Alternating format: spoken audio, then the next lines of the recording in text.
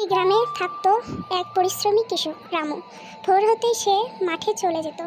রোদ বৃষ্টি উপেক্ষা করে সারাদিন জমিতে কাজ করত। মাটির সাথে তার সম্পর্ক ছিল সন্তানের মতো।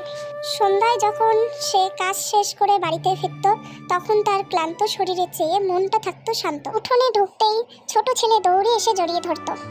মেয়ে গ্লাসে জল বাড়িয়ে দিয়ে শান্ত গলায় বলতো, বাবা সারাদিন কষ্ট করেছো, আগে খেয়ে নাও, মা রান্না করে রেখেছে। স্ত্রী গরম ভাত এবং সবজি নিয়ে অপেক্ষা করছিল। একসাথে বসে খেতে খেতে রামু দিনের গল্প বলল এবং পরিবারের হাসি আর ভালোবাসায় তার সব ক্লান্তি দূর হয়ে যেত। আর সন্তান বইয়ের আলোয় বড় হোক, যেন একদিন সে বুঝতে পারে মাটির ঘাম আর শিক্ষার দাম কত। ফসল বাঁচলে পেট ভরে, স্কুল বাঁচলে ভবিষ্যৎ। আমার সংসার চলে ফসলের ওপর, আর সন্তানের ভবিষ্যৎ চলে স্কুলের ওপর।